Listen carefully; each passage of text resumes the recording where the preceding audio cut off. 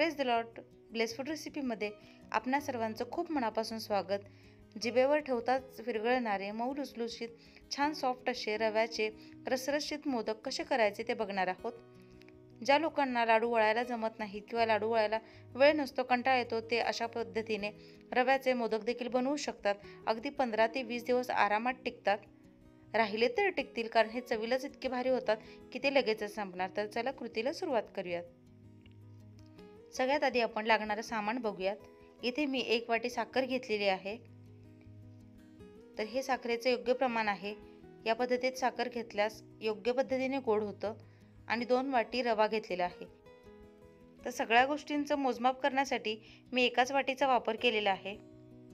तुम्ही measuring cup किंवा कोणतंही भांडे घ्या, पण ते एका मापाचं घ्या. तर ज्या वाटीने 1 वाटी साखर घेतलेली आहे, 2 वाटी रवा घेतलेला आहे आणि 1 वाटी तूप आणि डालड्याचं मिश्रण घेतलेलं आहे. तुम्ही नुसतं तूप किंवा नुसता डालडा देखील वापरू शकता. आणि इथे बघा, अगदी छोटी अर्धी वाटी हे डेसिकेटेड कोकोनट आहे. म्हणजे सुकलेला जो काही खोबरं असतं, सुकं खोबरं, त्याचा चुरा आहे, हा पावडर आहे त्याची. आणि साखरेमध्ये वेलची टाकून ही छान वाटून घेतलेली आहे. तर ही वेलची पावडर आहे 1 चमचा. इथे सुकामेवा घेतलेला आहे, म्हणजे ड्रायफ्रूट्स. हे तुम्ही तुमच्या आवडीनुसार घेऊ शकता. तुमच्याकडे असतील तर घेतले तरी चालतील, किंवा ड्रायफ्रूट्स शिवाय देखील हे मोदक छान होतात. एक जाड बुडाचा पॅन घेतलेला आहे. आता यामध्ये जो डालडा आहे आणि तूप आहे ते छान वितळून घ्यायचं आहे. तर बघा, पॅन चांगला गरम झालेला आहे. आता यामध्ये जो रवा घेतलेला आहे तो घालायचा आहे. तर या पद्धतीने बनवल्यास अगदी परफेक्ट असे मोदक तयार होतात, किंवा लाडूही तुम्ही अशा पद्धतीने करू शकता. विशेष म्हणजे यामध्ये पाकाचं टेन्शन घेण्याची अजिबात गरज नाहीये. तर डालडा आणि तुपामध्ये रवा चांगला परतून घ्यायचा आहे, छान खुसखुशीत भाजून घ्यायचा आहे. हे सगळं करत असताना गॅसची आच मध्यम ते मंदच असावी. खूप मोठ्या आचेवर हे करायचं नाहीये, नाहीतर रव्याचा रंग लगेचच बदलतो आणि रवा करपण्याची शक्यता असते. तर हे बघा, डालडा आणि तूप मिक्स करत छान असं हे परतून घ्यायचं आहे. हळुवारपणे रंग बदलायला सुरुवात होते, बघू शकताय तुम्ही. तर पदार्थ जितका रुचकर होतो त्यासाठी तितकी मेहनतही करावी लागते. थोडा संयम देखील ठेवावा लागतो.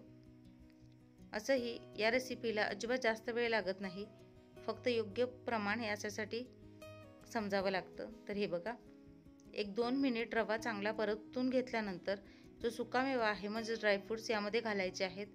या स्टेजवर ज्यावेळेस आपण ड्रायफ्रूट्स घालतो आणि रव्यासोबत ते छान भाजतो, त्यावेळेस ते छान असे खमंग भाजले जातात.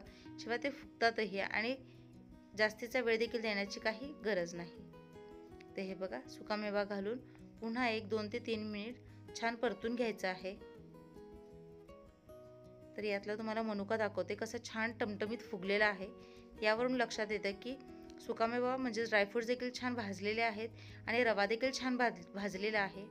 रंग बघू शकताय तुम्ही. तर रव्यासाठी लागणारा वेळ होता 5 मिनिटं. तर मध्यम आचेवर ते मंद आचेवर 5 मिनिटे रवा भाजून घ्यायचा आहे. आता एका भांड्यामध्ये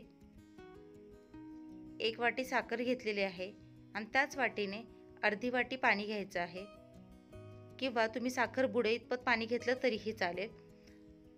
इथे साखर फक्त आपल्याला पाण्यामध्ये वितळून घ्यायची आहे, म्हणजे विरघळून घ्यायची आहे. तर हे बघा, मध्यम आचेवर छान ही प्रोसेस करायची. साखर विरघळते तोपर्यंत रव्याच्या मिश्रणामध्ये मी डेसिकेटेड कोकोनट, म्हणजे जो काही खोबऱ्याचा बुरा होता तो घातलेला आहे. रवा भाजताना अजिबात खोबरं घालायचं नाहीये. तर साधारणतः रवा कोमट आहे अशा पद्धतीने ज्यावेळेस आपण खोबरं मिक्स करतो ते चवीला छान लागतं. तर हे बघा, साखर चांगली पाण्यात वितळलेली आहे, तरी ते आपल्याला 1 तारी 2 तारी पाक काहीच करायचा नाहीये. रव्यामध्ये वेलची पावडर टाकायची. वेलची पावडर नेहमी शेवटीच टाकावी, जेणेकरून त्याचा फ्लेवर टिकून राहतो आणि वेलचीचा वास देखील खूप छान येतो. तर हे बघा, जे साखरेचं पाणी आहे ते आता या मिश्रणामध्ये घालायचं आहे. तर गरम गरमच मिश्रण आहे, म्हणजे गरम गरमच साखरेचं पाणी आहे आणि रव्याचं जे मिश्रण आहे ते साधारणतः कोमट झालेलं आहे. साखरेचं पाणी घालून सगळं छान मिक्स करून घ्यायचं आहे.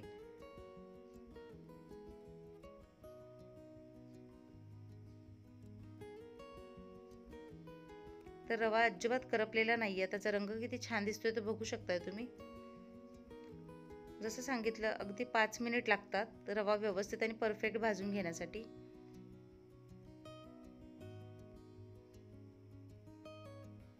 रव्यामध्ये साखरेचं पाणी चांगलं मिक्स करून घ्यायचं आणि एकसारखं करून आता हे झाकून ठेवायचं आहे. तर एक 25 मिनिटं लागतात साखर रव्यामध्ये मुरण्यासाठी. तर हे बघा, मिश्रण साधारणतः घट्ट झालेलं आहे, म्हणजे सेट झालेलं आहे. रव्याने साखरेचं पाणी पिलेलं आहे, म्हणजे त्यामध्ये साखरेचं पाणी मुरलेलं आहे. तर आता हे जे मिश्रण आहे ते सेट झालेलं, त्याचं चमच्याने फोडून घ्यायचं आहे. आणि बघा, सगळं एकसारखं करून सुटसुटीत करायचं आहे.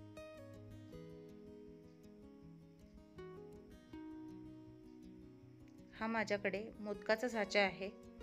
तर मोदकाच्या साच्याचा वापर करून कसं करायचं आणि मोदकाचा साच्याचा वापर न करता कसं करायचं हे दोन्ही दाखवणार आहे. आधी आपण साच्यामध्ये कसं बनवायचं ते बघूयात. तर साच्यामध्ये मिश्रण भरताना पोकळ अजिबात भरायचं नाही आहे.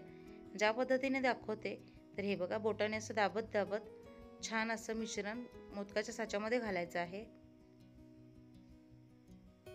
पोकळ जर भरलं तर मोदक व्यवस्थित होत नाहीत. ते मग असे पोकळ होतात आणि फुटण्याची शक्यता असते. छान आपण असं दाबून भरलं तर मोदक छान सेट होतो. आकार त्याचा अजिबात बिघडत नाही आणि जितके दिवस ठेवणार तितके दिवस ते व्यवस्थित राहतात.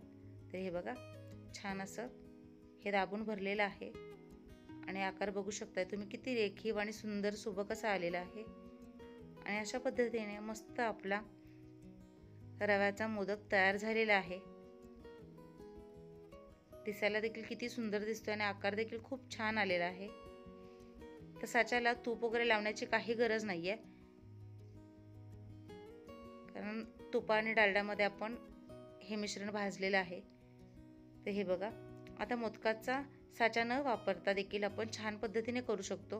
हातामध्ये थोडं मिश्रण घ्यायचं आणि त्याला असा मोदकाचा आकार द्यायचा आहे. अशा पद्धतीने केल्यास देखील छान मोदक होतात. हां, साच्यासारखा अगदी सुपक आकार येत नाही, पण छान होतात. तर ज्यांच्याकडे मोदकाचा साचा नाही ते अशा पद्धतीने नक्की करू शकतात. दाखवलेल्या पद्धतीने मिश्रण छान दाबून दाबून असा मोदक तयार करायचा आहे. तर साचा वापरून आणि साच्याचा वापर न करता दोन्ही पद्धतीने तुम्हाला मी मोदक कसे करायचे ते दाखवलेले आहेत.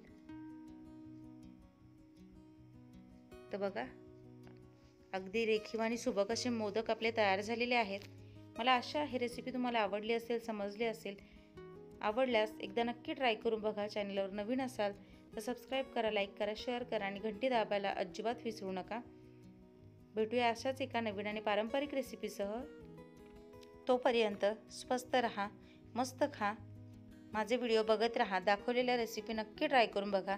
त्या संदर्भात आणखी काही प्रश्न असतील, काही अडचणी असतील तर नक्की तुम्ही मला कमेंट करू शकता. तर हे मोदक छान असे स्टोअर करून ठेवायचे आणि 15 ते 20 दिवस अगदी आरामात टिकतात. तर आता लाडू करायचं टेन्शन आलं तर काळजी नको. अशा पद्धतीने तुम्ही मोदक करून छान एन्जॉय करू शकता. व्हिडिओ बघितला त्याबद्दल खूप मनापासून धन्यवाद.